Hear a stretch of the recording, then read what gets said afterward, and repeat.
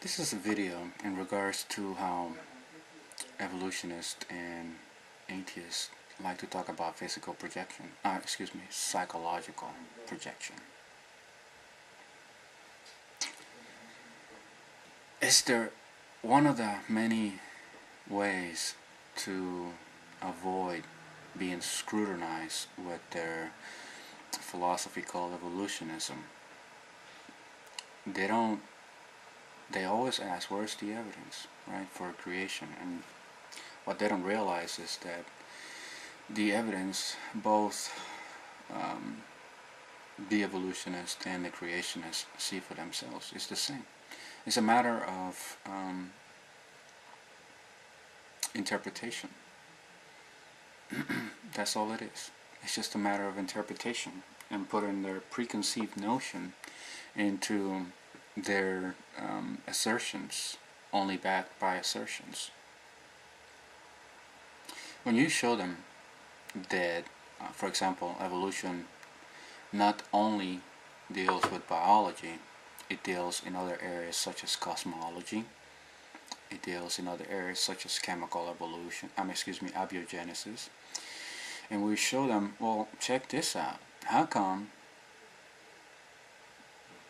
you have this university not calling it cosmology, but calling it cosmic evolution, or stellar evolution, or planetary evolution? They is even if you show them, how those major universities say clearly the study of chemical evolution, the study of cosmic evolution, some way, somehow, they bring up Ken Hovind. What does Ken Hovind have to do with the fact that you have Harvard University teaching a basic course on cosmic evolution? What does that got to do with him?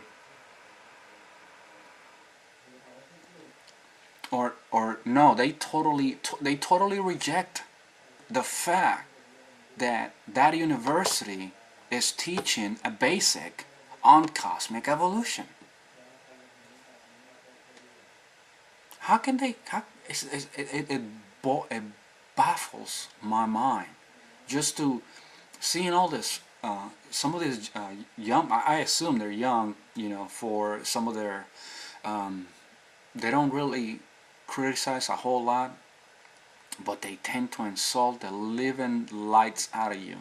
They will call you any disgusting name that they could possibly think. They're showing that atheistic love that they have for you.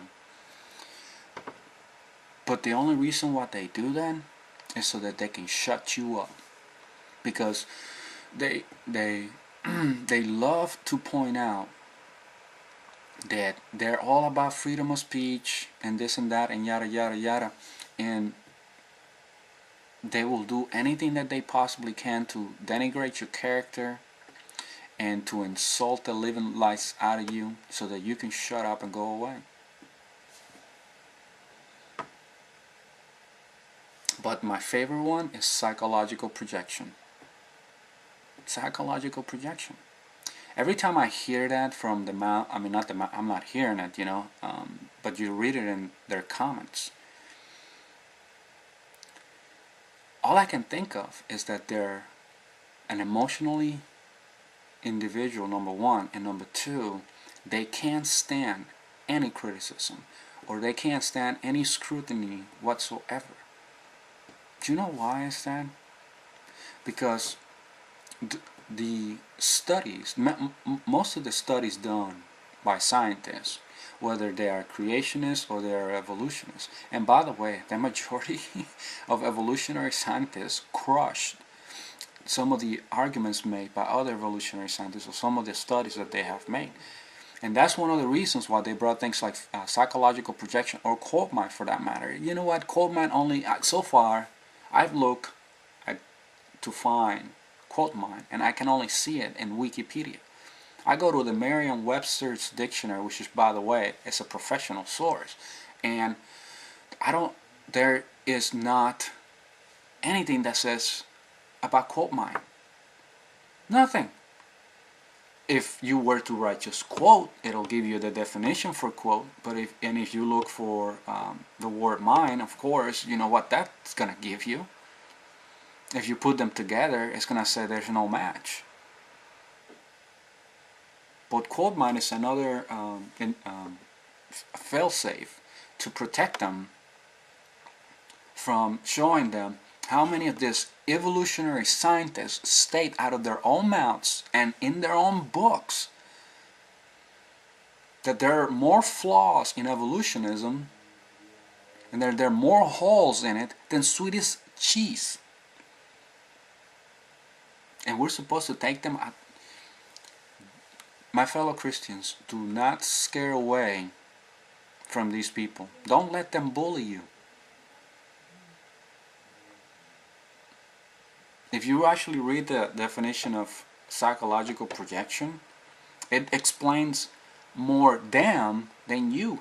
Because most of our comments, and I'm not defending some comments from some of the creationists or the Christians, sometimes there's few in many that come to ad hominem or a few insults. So I don't excuse that. But the majority of us, we're pointing out, hey, check out this, check out that. But what do we get in return? We get insults. That's number one. Number two, where's the evidence for evolution, for creation? The evidence is the same. It's a matter of interpretation. And you know what? I don't care what the evolutionists say. I really don't. I'm not scared by their stupidity. I'm not scared by their comments. They don't scare me away. They don't have anything. They like to point out that evolution deals with biology, but when we present the other, they don't want to hear it. What evidence? I don't see no evidence.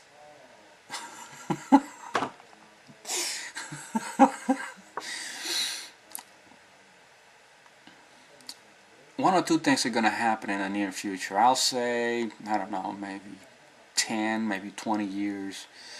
And I know some of my fellow creationists have enforced this and have said it. I'm going to say it too.